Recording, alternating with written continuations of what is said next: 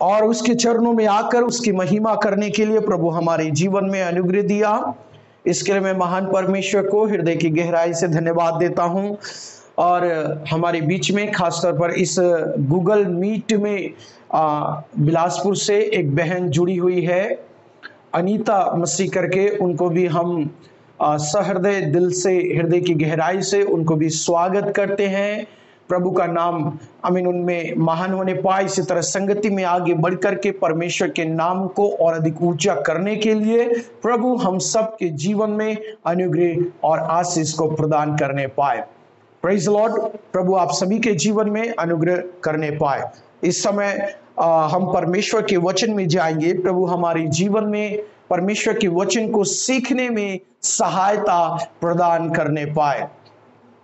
इस समय आप मेरे साथ निकाल लेंगे इब्रानियों की पत्री, उसके 11वां अध्याय, उसके 25वां आयत को हम पढ़ेंगे।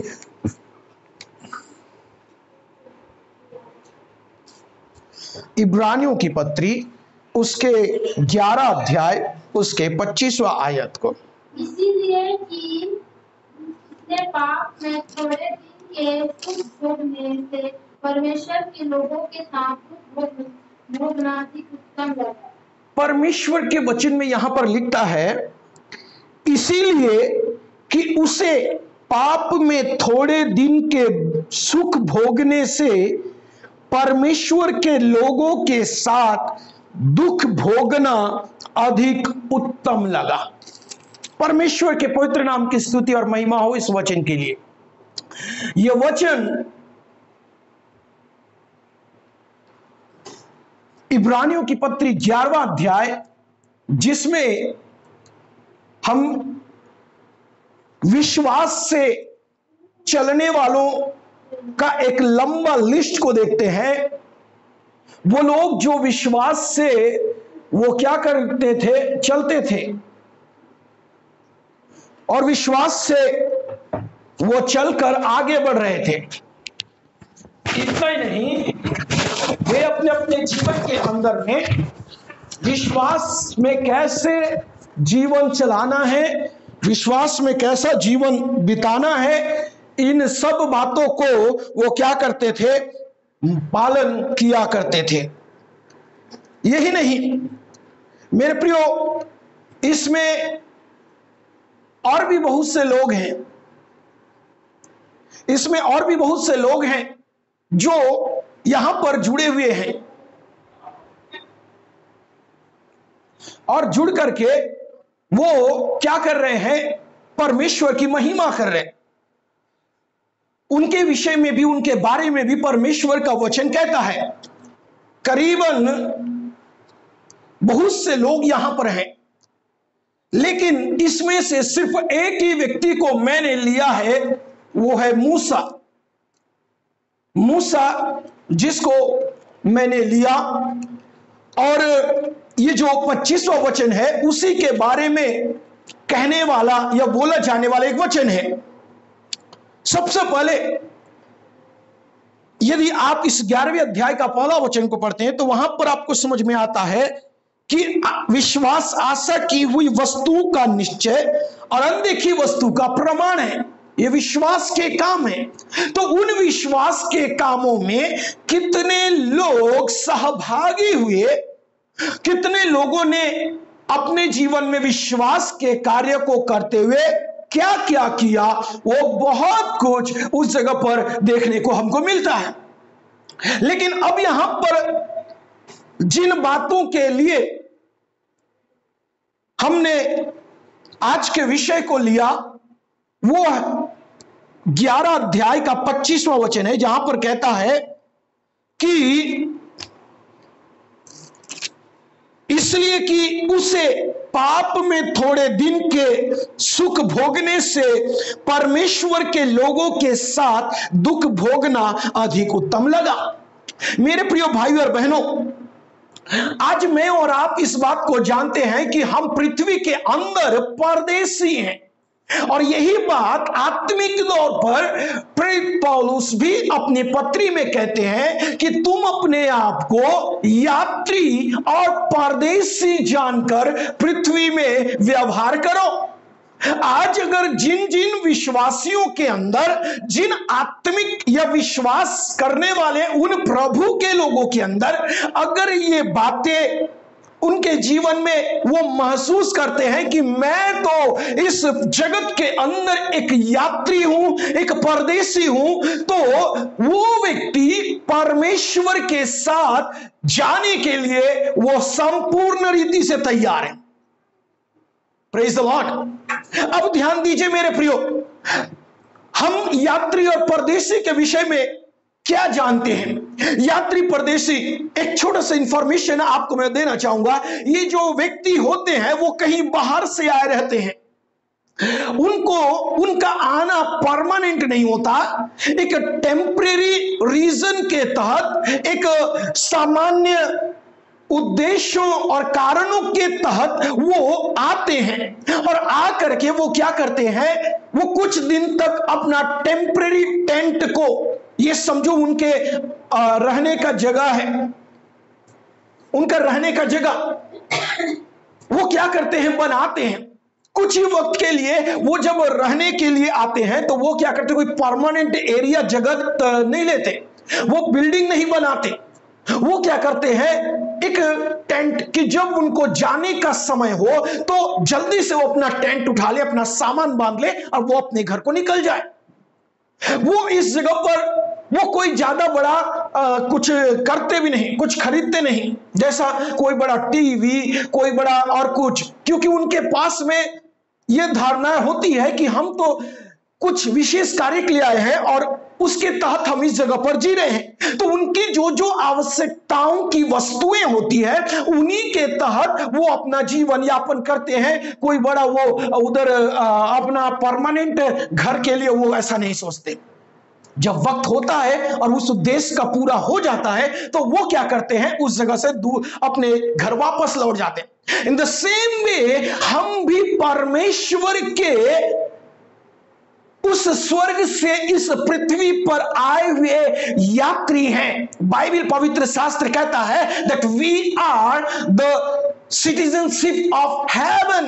हम स्वर्ग के नागरिक हैं। Praise the Lord. स्वर्ग के नागरिक अगर हो तो अपने हाथ उठाकर प्रभु को धन्यवाद करें, क्योंकि परमेश्वर आपकी नागरिकता को स्वर्ग पर स्थिर करता है। हालेलुया। मेरे प्रिय विश्वासी भाई और बहन, हम स्वर्गीय नागरिक हैं और स्वर्ग के नागरिक होने के नाते मैं और आप कुछ समय के लिए इस धरती पर आए हैं। तो जो थोड़ा सा समय इस धरती पर हमको मिला है, ये थोड़ा सा समय शायद 70 साल, 80 साल, 90, 100 और 120, उससे ज्यादा हमारा अवधि नहीं है, उससे ज्यादा हमारी सीमाएं नहीं है।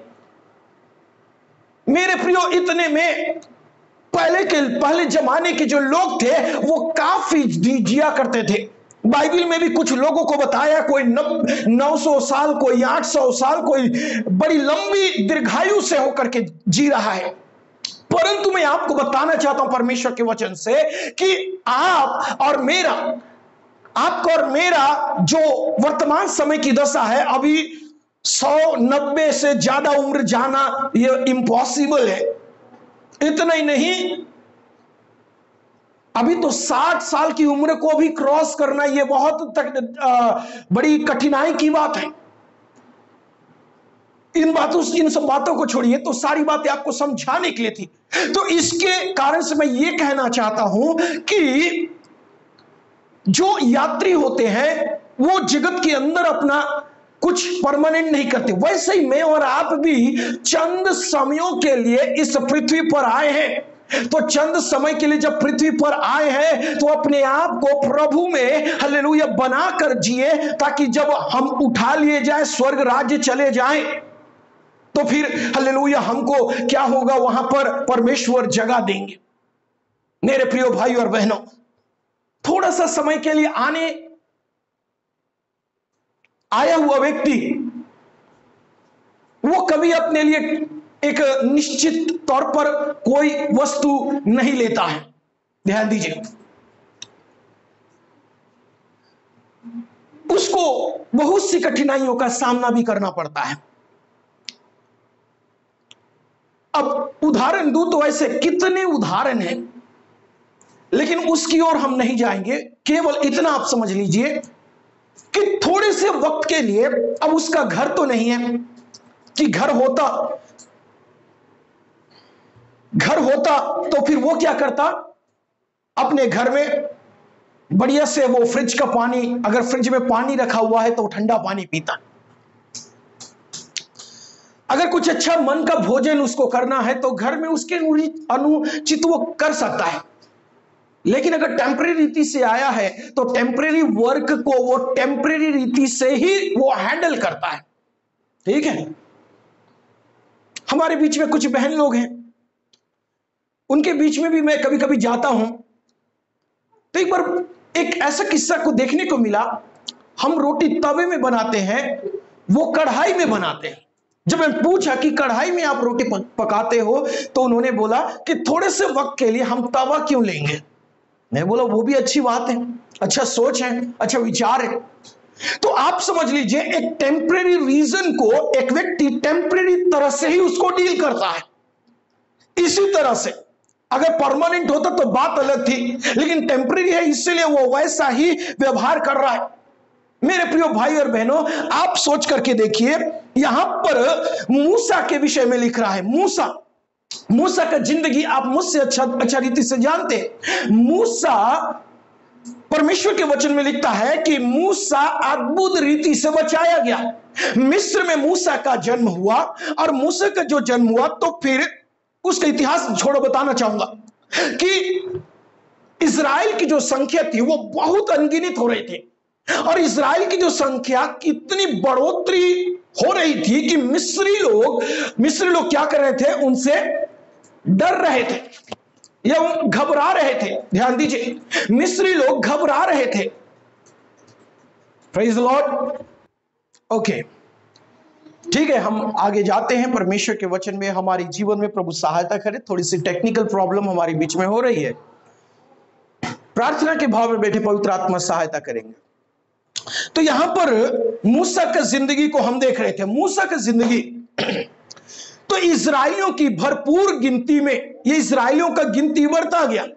इजराइलियों का गिनती जब बढ़ रहा था, तो उस वक्त उनकी गिनती को कम करने के लिए, या उनकी गिनती को क्या करने के लिए, कम करने के लिए, यहां पर फिरौन ने एक आज्ञा निकाला कि इजराइल को, जो उन जमाने में जो लोग हुआ करते थे, जो स्त्रियों का, महिलाओं की डिलीवरी करवाया करते थे, उन लोगों को ये आदेश दिया गया था कि तुम क्या करना, अगर इजराइल का मेल बच्चा, पुरुष बच्चा अगर हो तो तुम उसको मार डालना और फीमेल बच्चे को छोड़ देना।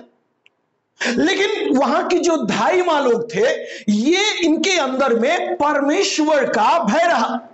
पौलुस साहब ध्यान दीजिए, परमेश्वर का भय रहा। इन्होंने क्या किया कि इन्होंने मेल बच्चों को भी कई बार छुपा करके उनकी लाइफ को बचाते रहे। And Moses was one of them, और उनमें से एक था मूसा। इस मूसा का जिंदगी को भी उस धाइयों ने बचा कर रखा था। और ऐसा हुआ कि मूसा की जो बहन थी, वो बड़ी चतुराई से नील नदी पर, एक नदी पर, उस मूसा को टोकरी में बढ़िया से उसके लिए जगह बना करके उसको वहां पर रख दी, और उसको दूर से देखती रही।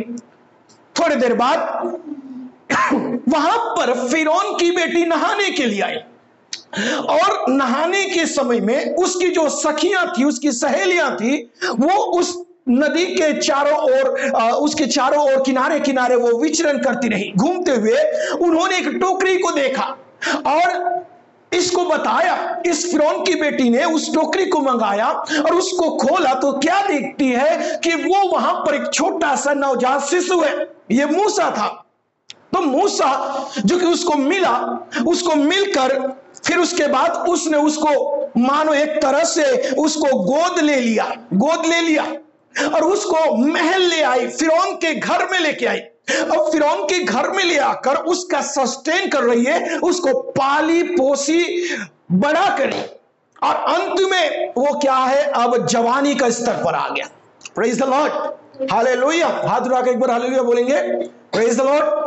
तो वो जवानी के अवस्था में आया, और जवानी की अवस्था में आकर अब अपने भाइयों का दुख दर्द उसको समझ में आ रहा है। क्योंकि ध्यान दीजिए, फिरौन की जो बेटी थी वो उसकी मां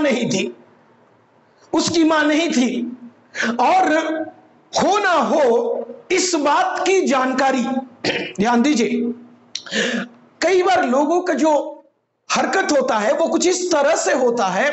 अब समझ लीजिए, एक उदाहरण की बात कर रहा हूं, मैंने कोई बच्चा को गोद ले लिया, या उसको मैं पाल रहा हूं, वो तो छोटा है, नवजात शिशु है, जब तक उसके नॉलेज में नहीं आता वो धीरे धीरे बढ़ता जाता है, और वो यही समझता रहता है कि मेरे माँ बाप तो यही है, क्योंकि इन्होंने मुझे पाला है, पोसा है, सब किया है।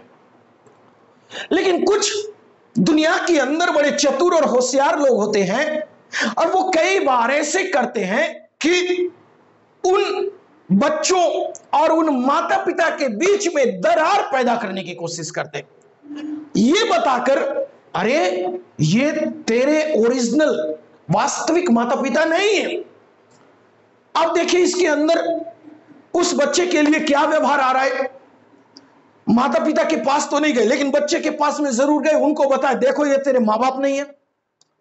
कई बार जब बच्चे इस बातों को सुनते हैं तो उस जगह पर अपने मां बाप के लिए, अगर मैं इनका बच्चा नहीं हूं तो फिर मैं कौन हूं, इत्यादि सवाल उनके विवेक में चलना शुरू होता है। फिर वो उसी से ही पूछते हैं, तो फिर बताओ मेरे मां बाप, रियल में तेरे मां बाप कौन है। आज वर्तमान समय में कुछ की दशा कुछ ऐसे ही है। तो उन जमाने में मूसा, उसको कैसे पता चला होगा कि मैं फिरौन की बेटी का बेटा नहीं हूं। परमेश्वर के वचन में लिखता है, जब आप 2 अध्याय उसके 11 वचन को पढ़ेंगे, निर्गमन 2 अध्याय उसके 11 वचन, वहां पर ऐसा लिखता है, ऐसा हुआ कि जब मूसा जवान हुआ और बाहर अपने भाई बंधुओं के पास जाकर उनके दुखों पर दृष्टि करने लगा। ये कैसे हुआ, क्यों, ये उसको जानकारी कौन दिया कि जो मिस्र के अंदर गुलाम बनकर के जीवन बिता रहे हैं वो तेरे भाई बंधु लोग हैं, वो तेरे जैसा इब्री लोग हैं या इब्रानी लोग हैं। इसको कौन जानकारी दिया होगा कि वो जब सयाना हो गया, जवानी का उम्र में आया, तो उस जगहों पर जाकर के अपने भाइयों का दुख देख रहा है। शायद कोई, हम कह सकते हैं कि शायद कोई उस जगह पर मूसा को बताया होगा कि शायद ये तेरा जो मूसा की बेटी है ये तेरा असली मां नहीं है। चाहे जो भी हो, आप समझ लीजिए फिरौन की जो बेटी है उसका बेटा के रूप में मूसा जी रहा है। राजमहल में ऐशो आराम से वो अपना जीवन निर्वाह कर रहा है। लेकिन जब वक्त आया कि उसको अपने भाइयों का या उन लोगों का, कि उनमें का भाई एक मैं भी हूं, तो मेरे प्रिय उन्होंने क्या किया, उन लोगों के पास गया, उनके दुख और दर्द को जाना। Praise the Lord. और मूसा का ऐसा करना में वचन कहता है इसलिए कि उसे पाप में थोड़े दिन के सुख भोगने से परमेश्वर के लोगों के साथ अर्थात इस्राएली लोगों के साथ दुख भोगने अधिक उत्तम लगा। दुख भोगना अधिक उत्तम लगा। मेरे प्रिय भाई और बहनों, मूसा वो उदाहरण है जिसे आज हम विश्वासी जानकर वैसा ही करना चाहिए। दुनिया के अंदर मिलने वाला सुख और आराम के पीछे मत जाइए, ये तो एक दिन नाश होगा। कई बार लोग अपने सुख सुविधाओं के अनुसार परमेश्वर का भी त्याग कर देते हैं। परमेश्वर को हालेलुया छोड़ देते हैं। थोड़े समय की खुशी के लिए हम जिंदगी भर की खुशी को खो देते हैं।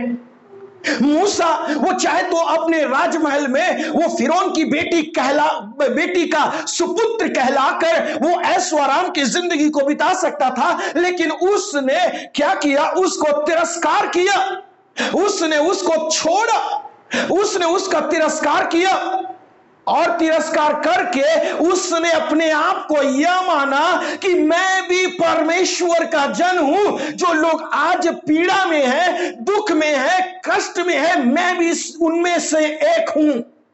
Praise the Lord. मेरे प्रिय, सुख के साथ तो सब खड़े होना जानेंगे, लेकिन दुख के साथ हालेलुया खड़े होकर के देखिए, वहां आपके जीवन का असली मसीहियत आपको पता चल जाएगा। आमीन, हालेलुया।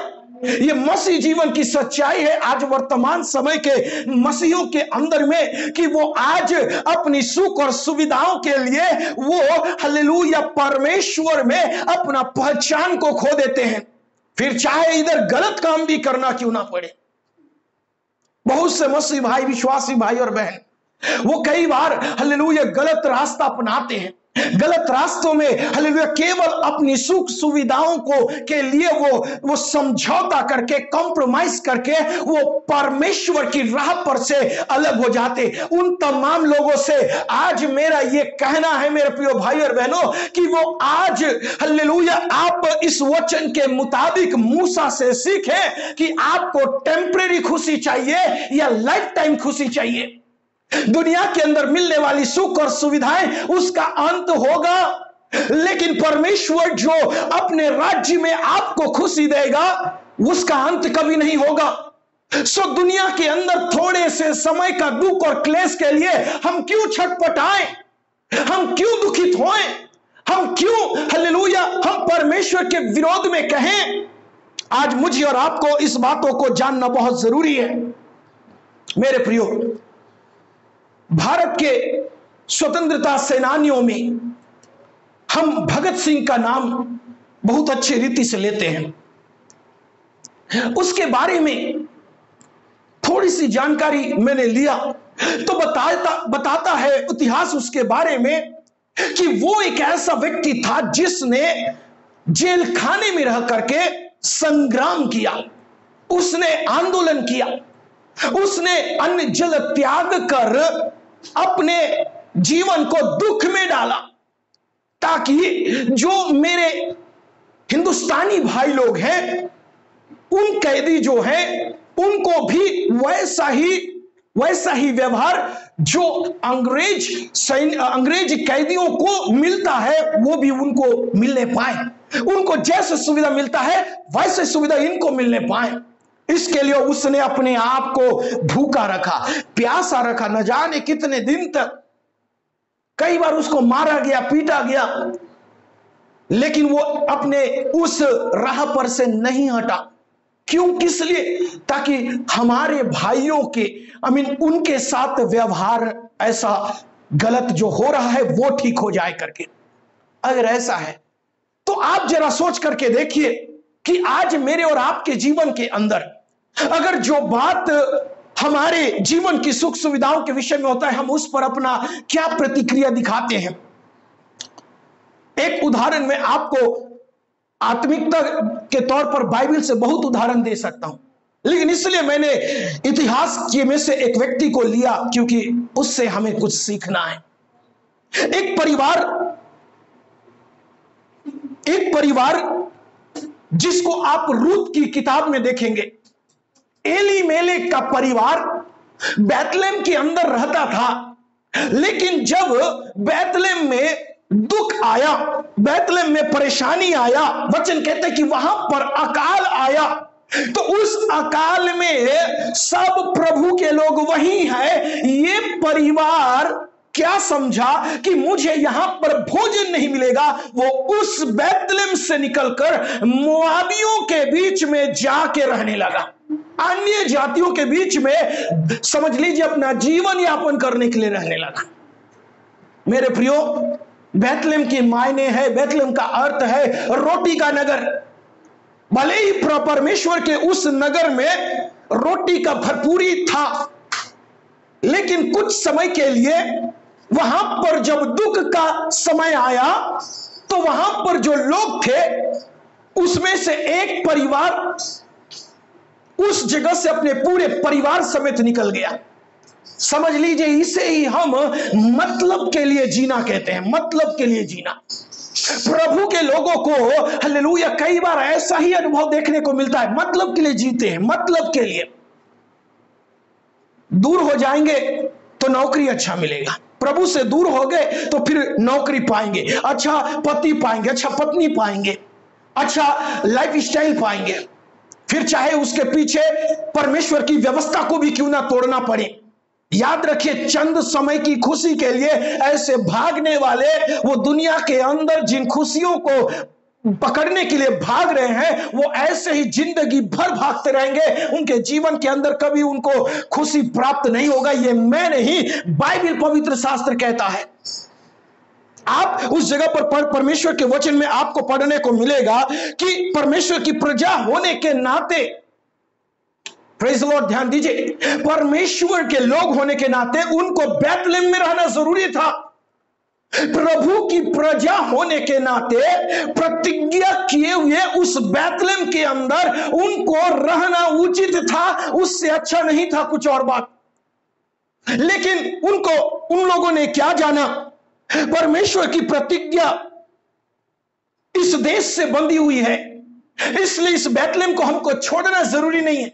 क्यों थोड़े से वक्त के लिए हम दूसरा जगह चले जाएं, ये सोच उन लोगों के अंदर आना था, लेकिन ऐसा नहीं आया। वे अपने उस बैतलहम को, उस देश को छोड़ करके वो चले गए। मेरे प्रिय भाई और बहनों, वे उस हालेलुया देश को छोड़ करके चले गए।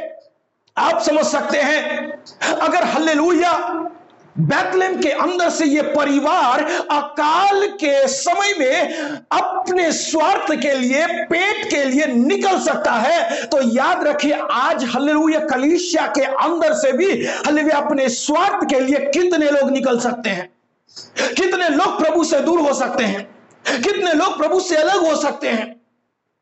मेरे मित्र, मेरे प्रिय भाई और बहनों, परमेश्वर के वचन में हालेलुया हमें बताता है कि हमें मतलब ही नहीं, परंतु प्रभु के लोगों के लिए कहने के लिए बात यह है कि हम दुख में भी खड़े होना जाने। प्रेज़ द लॉर्ड, हम दुख में भी खड़े होना जाने। परमेश्वर के प्रजा होने के नाते आज मैं और आप, हमें सोचना चाहिए कि प्रतिज्ञा किए हुए उस देश को क्यों छोड़े, जहां पर परमेश्वर ने प्रतिज्ञा हमें दिया है हमारे पूर्वजों से। वो प्रतिज्ञा के देश को अगर छोड़ेंगे तो ये जो परिवार हालेलुया वो बैतलहम से निकल करके मुआवियों के बीच में चला गया, वो ना तो बैतलहम वासी रहा और ना ही मुआवी। उनका जीवन वहां जाने से और ही ज्यादा नुकसान हुआ। इसके बावजूद भी वो क्या बोल के कोसने लग गए। उन्होंने, जब आप उसी रूत के किताब उसके पहला अध्याय के 20 वचन को पढ़ो तो वहां पर जो नाओमी होती है वो कहती है कि मुझे यहोवा ही ने दुख दिया है। अब आप बताइए, उन परिवार को किसने दुख दिया? वो परिवार के लोगों को किसने दुख दिया? परमेश्वर ने तो नहीं कहा कि अकाल के दिनों में तुम बैतलहम छोड़ करके तुम मोआबियों के बीच में जा बसो, वरन परमेश्वर उनको सदैव अपने आप से उनसे अलग करता रहा और करना चाहता था। उनसे अलगाई का जिंदगी जियो, ऐसा परमेश्वर की आज्ञा थी। अपने मन मतलब के लिए वो बैतलहम को छोड़कर मोआबियों के बीच में आए, अपना पति, अपना बच्चे को खो दिए। अब वहां पर 3 विधवा अपने आप में ऐसा जीवन बिता रहे हैं जो बिल्कुल काम का नहीं रहा। और मेरे प्रियो हालेलुया, काम का नहीं होने के नाते वे अब जब वो बैतलहम वापस भी लौटे तो भी रोटी के लिए लौटे, अपने भूख को तृप्त करने के लिए लौटे। और इल्जाम किसके ऊपर डाला? हमें तो परमेश्वर ही ने दुख दिया। नहीं मेरे प्रियो, अगर ये सोच आपकी है तो आप भी बदल डालिए इस सोच को। आप अपने जिंदगी के अंदर दुख इसलिए पाते हैं क्योंकि आपने ही उसको स्वागत किया है, आपने ही उनको बुलाया है, आपने ही उनको वेलकम किया है। प्रभु आपके जीवन में कोई दुख लेकर नहीं आते। अरे वो तो आशीष देने वाला परमेश्वर है, हमारे जीवन को अच्छे स्तर पर लाकर खड़ा करने वाला परमेश्वर है, तो वो क्यों हमारे जीवन में ऐसे करेगा? मेरे प्रिय भाई और बहनों, ऐसा हमारे जीवन में तब होता है जब हम प्रभु से अलग होकर के चलने लगते हैं। याद रखिए, अपने मन मतलब के लिए बैतलहम को न छोड़े। बैतलहम हमारा घर है। यस, आप कह सकते हैं कि बैतलहम मेरा घर है। अगर मैं अपने घर को छोड़ करके चले जाऊंगा बाहर, तो मैं परदेशियों के बीच में मैं क्या पाऊंगा? वहां मुझे सिर्फ खोने के अलावा और कुछ दूसरा देखने को नहीं मिलेगा। इसलिए याद रखिए, आपको बैतलहम में रहकर, भले बैतलहम में अकाल ही क्यों ना आया हो, हालेलुया, परमेश्वर चाहेगा तो परमेश्वर के लिए बड़ी बात नहीं। परमेश्वर बैतलहम की दशा को मानो ऐसे चुटकियों में बदल सकता है, उनकी परिस्थितियों को हटा सकता है। अगर बैतलहम में अकाल आया है तो कल के दिन में सुख और समृद्धि भी आएगा। Praise the Lord. इसलिए बैतलहम को ना छोड़े। बैतलहम मेरा घर है। हालेलुया। कहे परमेश्वर से कि हे परमेश्वर, मैं तेरे घर से मैं नहीं जाना चाहता हूं, क्योंकि तूने अपने घर में मुझे प्रतिज्ञा किया है। वो तेरा घर प्रतिज्ञा किया हुआ देश है, तेरा घर प्रतिज्ञा किया हुआ मेरे लिए वो घर है जहां पर मुझे आना है।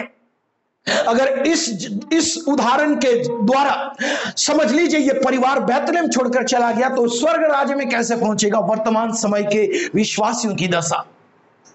मन मतलब के लिए हालेलुया प्रभु का नाम लेना बंद करें। समस्याएं आपके जानबूझकर आपके द्वारा बुलाई गई परिस्थितियों का एक हिस्सा है।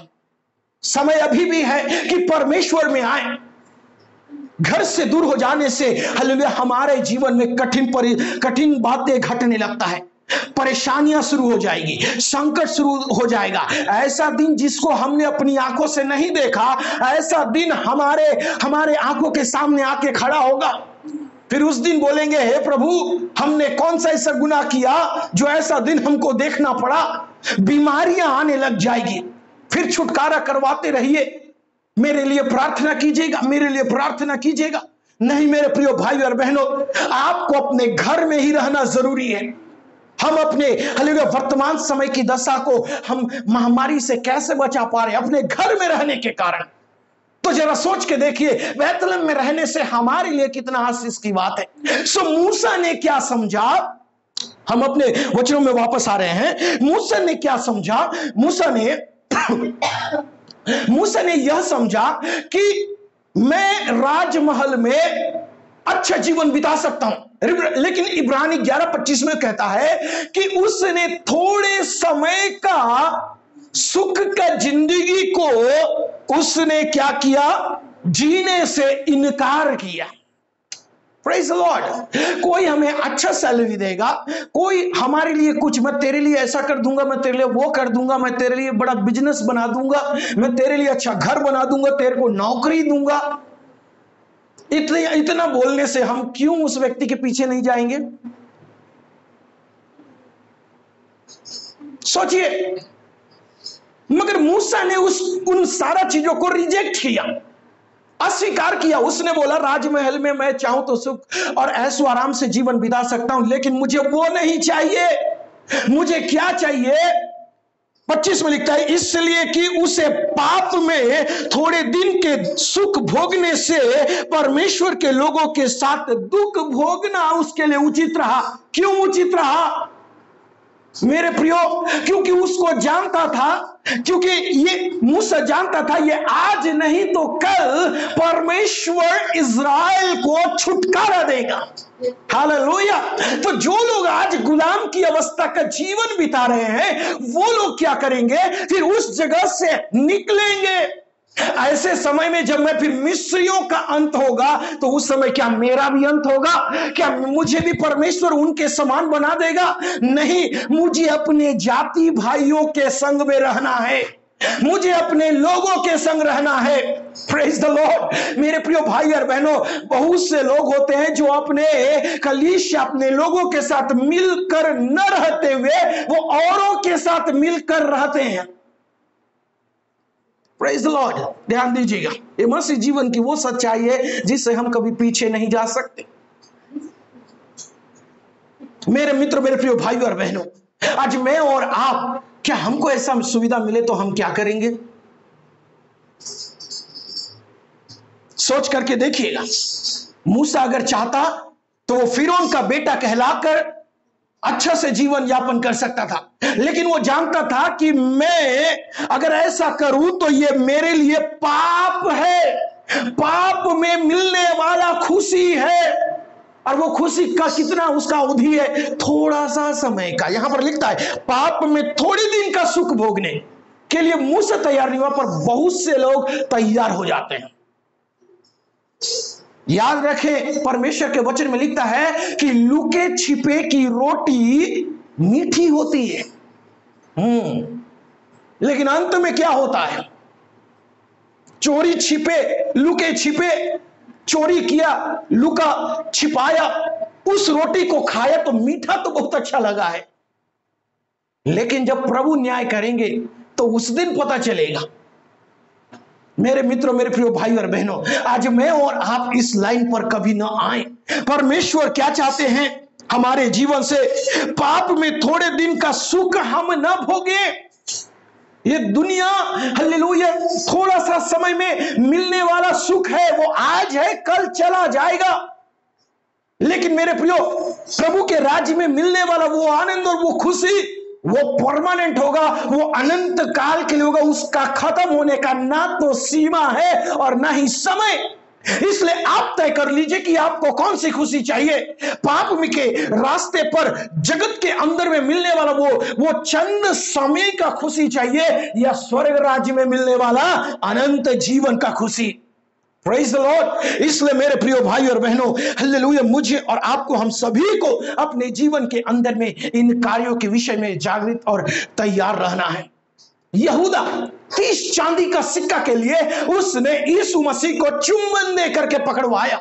30 चांदी का सिक्का, कितना जिया होगा उस 30 चांदी का सिक्का को लेकर के, कितना ऐशो आराम की जिंदगी बिताया होगा उस 30 चांदी का सिक्का को अपने पास पकड़ करके, कितना अमीर और कितना रईस हुआ होगा। नहीं मेरे प्रियो, वो 30 चांदी का एक नया सिंगल पैसा भी यहूदा इस्करियोती अपने जीवन में भोग करने नहीं पाया।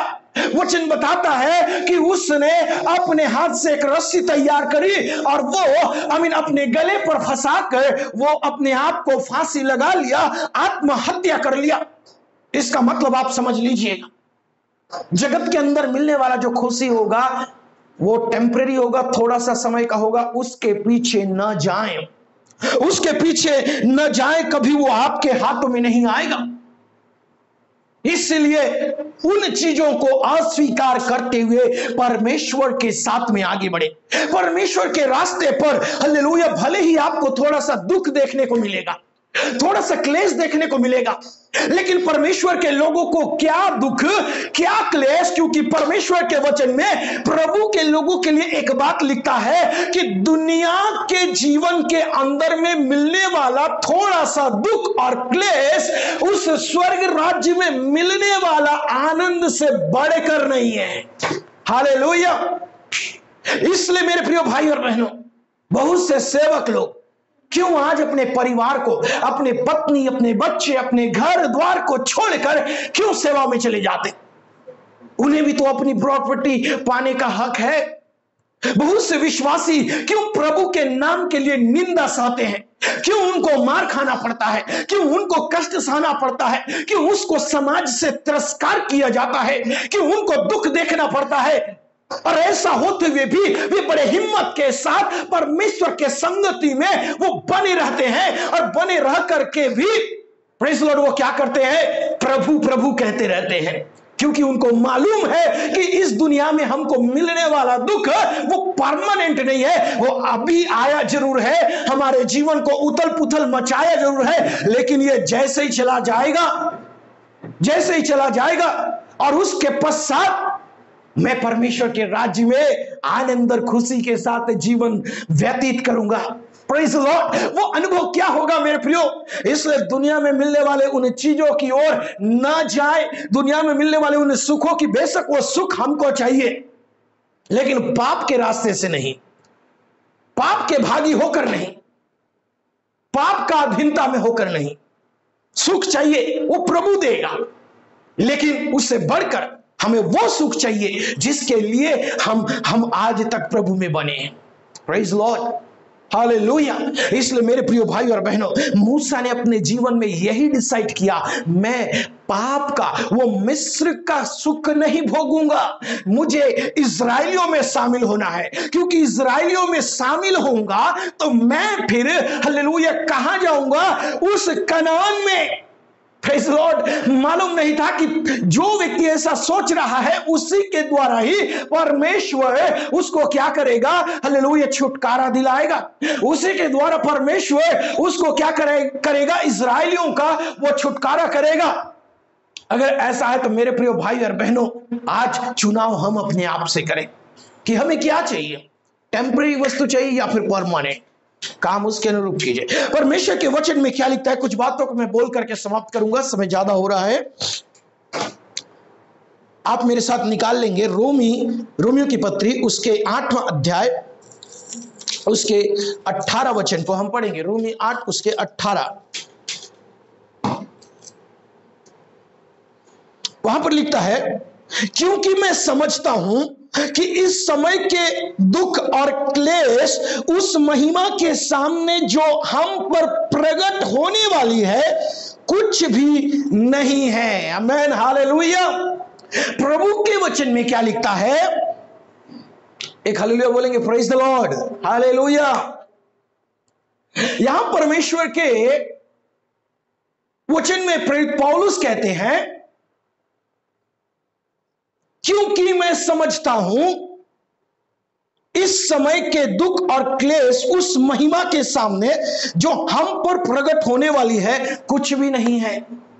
यहां पर प्रेरित पौलुस भविष्य में प्रकट होने वाली परमेश्वर की महिमा के विषय में कहता है। किसके बारे में कहता है? भविष्य में प्रकट होने वाली परमेश्वर की महिमा। भविष्य में प्रकट होने वाली परमेश्वर की महिमा वो कैसे प्रकट होगा? ऐसे ही तो प्रकट नहीं होगा, उसके लिए भी प्रोसीजर है और उसके लिए भी कुछ प्रक्रियाएं हैं, and we have to go through it. उसके अंदर से हमको निकलना है। अब ध्यान दीजिए, महिमा, ग्लोरी, परमेश्वर के वचन में लिखता है, किसी व्यक्ति के अंदर से परमेश्वर की महिमा कब प्रकट होती है? जब वो उस स्थिति से होकर के गुजरता है। सद्रक, मेशक और अबेदनगो, उनके जीवन के अंदर में जो दुख आया, बेबीलोन प्रांत के अंदर गुलाम का जीवन बिताते हुए उनको परमेश्वर के लिए उस 7 गुना भड़काया हुआ आग के भट्टे में उनको जाना पड़ा। Praise Lord. जब तक वो उसके अंदर नहीं गए थे तब तक लोग उनके बारे में अच्छा नहीं कहते थे। एक दफा जब वो वहां पर घुसे, उसके 7 गुना भड़काए हुए आग के भट्टे से जब उसमें वो घूमने लगे, राजा देख करके घबरा गया, लोग देखकर घबरा गए। उनको फेंकने वाले उस गड्ढे में वचन में लिखा है कि वे झुलस कर डूब मरे, वे झुलस कर मर चुके।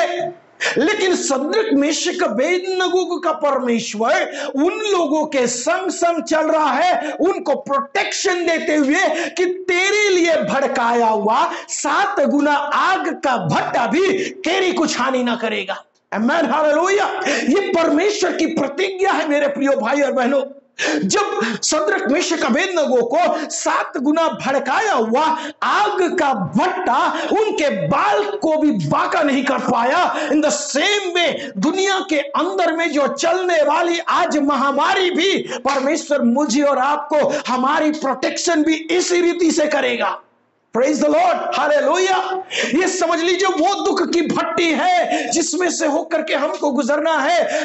पार हो गए तो मेरे प्रिय वचन में क्या लिखता है? जब सद्रक, मेशक, अबेदनगो उन्होंने पार हुआ तो वचन में लिखता है कि वो जिस रस्सी से बांधे गए थे और उस आग के भट्टे में फेंक दिए गए थे, मेरे मित्रों, हालेलुया, उस भट्टी के अंदर सद्रक, मेशक, अबेदनगो के पांव में पहना हुआ मोजा तक नहीं जला। हालेलुया। लेकिन उस बेबीलोन प्रांत के अंदर में जिस रस्सी से सद्रक मेशक अबेदनगो को बांध दिया गया था, वो रस्सी जलकर राख बन चुकी थी। इसका मतलब है हमारा परमेश्वर हमको सोने की तरह ताने वाला परमेश्वर है। Praise the Lord, hallelujah. इसलिए कभी कभी मेरे प्रियो, हालेलुया, आप यशायाह नबी के वचन में पढ़े, वहां पर ऐसा लिखता है कि वो मेरा कुम्हार है। Praise the Lord, hallelujah, he is the Potter. वो मेरा कुम्हार है और उससे बढ़कर कोई और नहीं जानता है कि मुझे कैसा आकृति देना है। Praise the Lord, hallelujah. वो तो मुझे जानता है, क्योंकि मैं एक मिट्टी हूं और इस मिट्टी को, हालेलुया, किस रीति से वो आकृति देगा, किस रीति से वो उसको बनाएगा, किस रीति से पॉलिश करेगा, किस रीति में आग के भट्टे में रखेगा, सब कुछ करते हुए अब जब पार कर देगा तो लोगों के बीच में रखा जाएगा। लोग उसको देखेंगे, कहेंगे अरे ये बहुत अच्छा पात्र है, ये बहुत अच्छा पात्र है। शब्द सुनने के पीछे रहस्य क्या है? क्योंकि उस मिट्टी को किन किन परिस्थिति से होकर के गुजरना पड़ा, आप समझ लीजिए।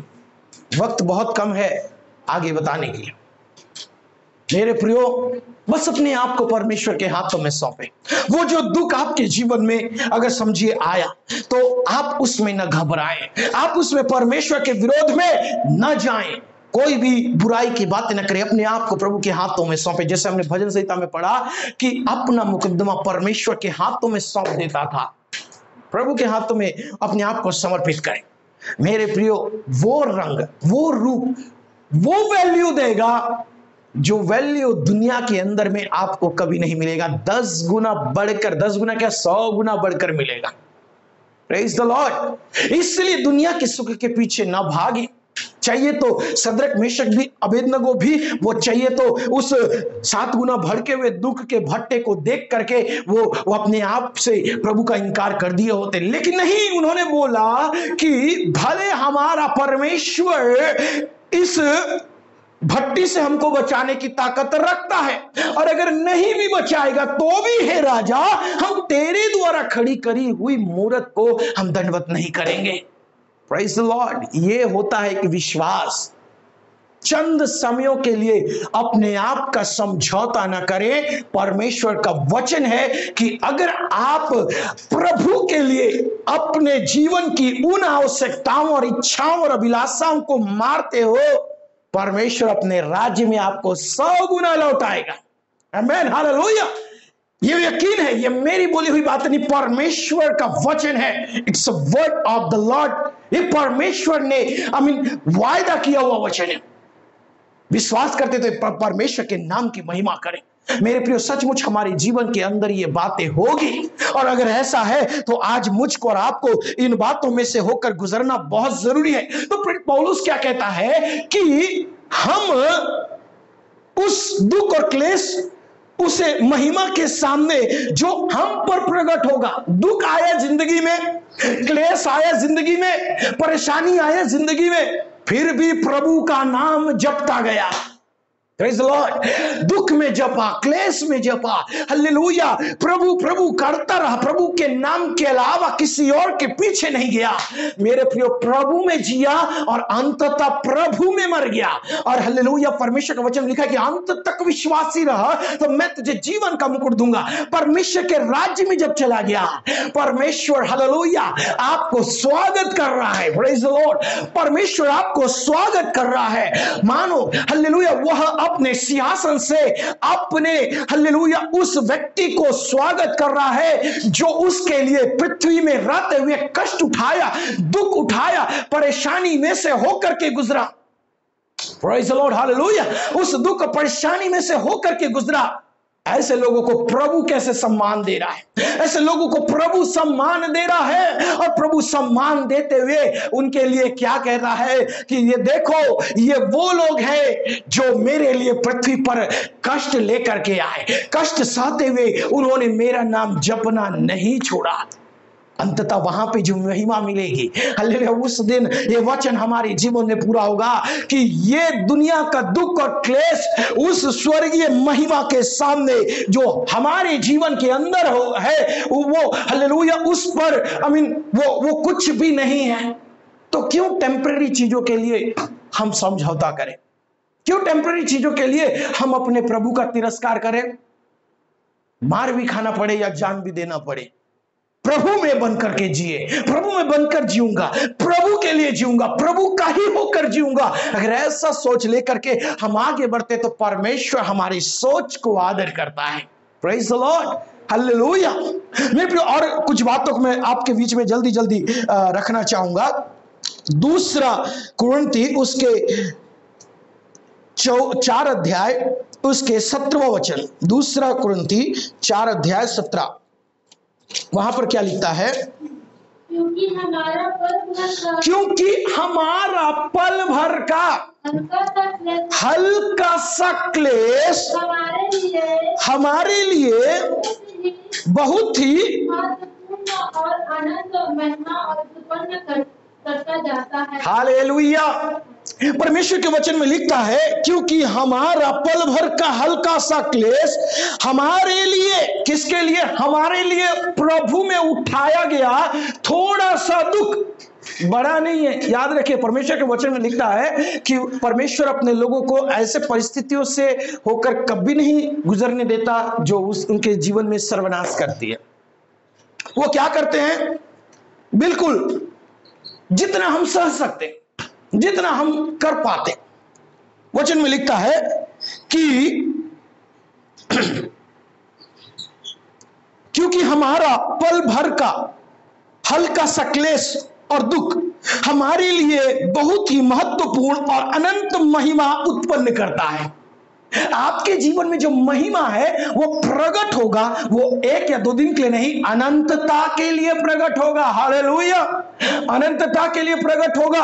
और अनंतता में प्रकट होने वाला महिमा आपके जीवन के अंदर में अगर ऐसा है तो जरा सोच करके देखिए मेरे प्रिय भाई और बहनों, परमेश्वर क्या चाहते हैं कि हम पल भर का थोड़ा सा दुख सहें।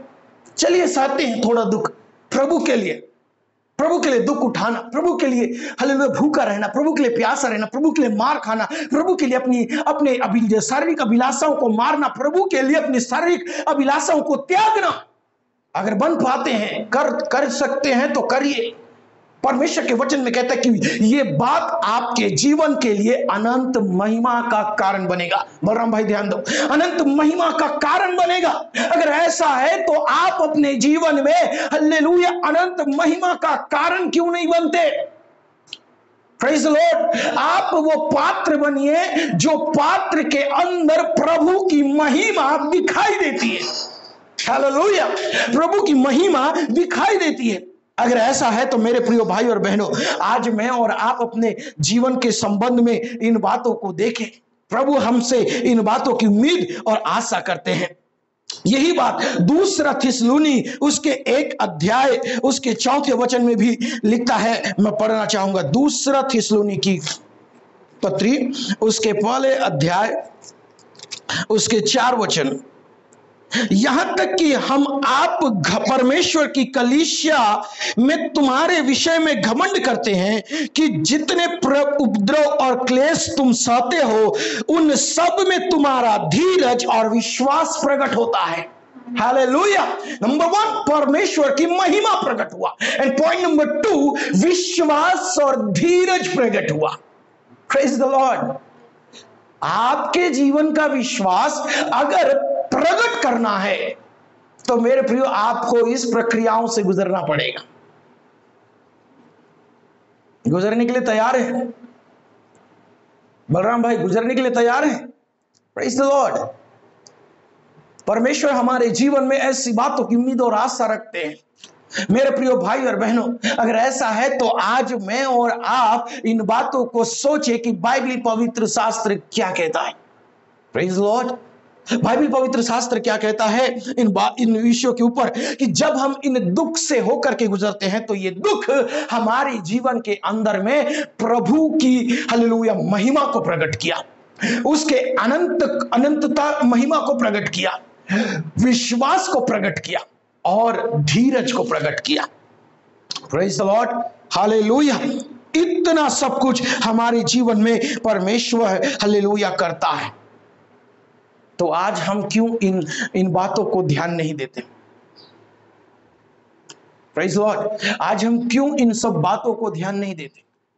मेरे प्रियो, प्रभु के लिए उठाया गया थोड़ा सा समय का क्लेश ये आप ही के जीवन में आशीष का कारण बनेगा। मूसा की तरह आप भी बोलिए ना, जब पाप का हालेलुया धन को प्राप्त करने का मौका मिले, या पाप का धन को हालेलुया उसका भोग करने का अवसर मिले, या उस धन को जो थोड़े से समय के लिए आपके जीवन को संतुष्टि दे सकता है, उस चीज को करने का अवसर जब आपके सामने आकर के खड़ा हुए, उस समय आप मूसा को स्मरण कीजिए। मूसा को स्मरण करके आप जैसे मूसा कहा वैसा आप भी कह सकते हैं कि मेरे लिए पाप में सुख भोगने से कहीं अधिक बढ़कर अच्छा है कि मैं प्रभु के लोगों के साथ दुख भोगूं। प्रेज़ द लॉर्ड, करके देखिए, ये आपके जीवन में आपके जीवन को एक लक्ष्य देगा, आपके जीवन को एक राह देगा। आज ऐसा करने के लिए कोई तैयार नहीं होता। मेरे प्रियो, बहुत से लोग आज इन सब बातों के विषय में ऐसे ही रहते हैं, लेकिन नहीं, मुझे और अपने आप को, मुझे और आप हम सभी को प्रभु में एक निर्णय लेना है कि प्रभु में जो मुझे थोड़ा सा समय के लिए सुख देता है, थोड़ा सा समय का सुख है, याद रखिए ये सुख आपको जिंदगी भर नहीं है। ये सुख आपके जीवन के अंदर में आपको परमानेंट खुशी नहीं देता। अगर देता तो बेशक आप उसके पीछे जाइए, लेकिन अंततः आपको पछताना ही पड़ेगा। ऐसा सुख पाने का क्या मतलब जो हमारा हो करके भी हमारा नहीं बन पाएगा, हमारा हो करके भी हमारा नहीं बन पाएगा। ऐसा सुख के पीछे अगर चलते हैं तो हम कुछ नहीं पाएंगे, अंततः अपने हाथों में खाली मुट्ठी, खाली हाथ ही हम रह पाएंगे। मेरे प्रियो, परमेश्वर के वचन में लिखता है, प्रकाशित वाक्य उसके 2 अध्याय उसके 10 वचन। प्रकाशित वाक्य, जो कोई अपने भाई से प्रेम रखता है, प्रकाशित वाक्य 2 अध्याय उसके 10 वचन। वहां पर ऐसा लिखता है, जो दुख तुझको झेलने होंगे उनसे मत डर। सबसे अच्छा बात परमेश्वर हमसे कलीसिया से कह रहा है, जो दुख तुझको झेलने होंगे। कलीसिया को पृथ्वी के अंदर दुख झेलना पड़ेगा। यीशु मसीह भी तो दुख झेला है। जब दूल्हा दुख झेला है, परमेश्वर के वचन में लिखता है, यीशु मसीह जिन दुख को उठाता गया उसके पीछे पद चिन्ह को इसलिए छोड़ा ताकि उसकी कलीसिया जो है वो क्या कर सके, उसी दुख के पद चिन्हों पर चल सके। प्रेज़ द लॉर्ड, वचन में लिखता है, जो दुख तुझको झेलने होंगे उनसे मत डर, क्योंकि देखो शैतान तुम में से कुछ को जेल खाने में डालने पर है ताकि तुम परखे जाओ। आखिरी वचन, और तुम्हें 10 दिन तक क्लेश उठाना पड़े। प्राण देने तक विश्वासी रहा। ध्यान दीजिए, प्राण देने तक, जब तक आपके शरीर में परमेश्वर का दिया हुआ सांस चल रहा है, विश्वासी रहिए, प्रभु के लिए विश्वासी रहिए, परमेश्वर में विश्वासी रहिए, प्राण देने तक विश्वासी रहा, तो यीशु कहता है कि तो मैं तुम्हें जीवन का मुकुट दूंगा। डिसाइड आप कीजिए कि हमको जीवन का मुकुट चाहिए या संसार के अंदर समझौता करके पल भर की खुशी चाहिए।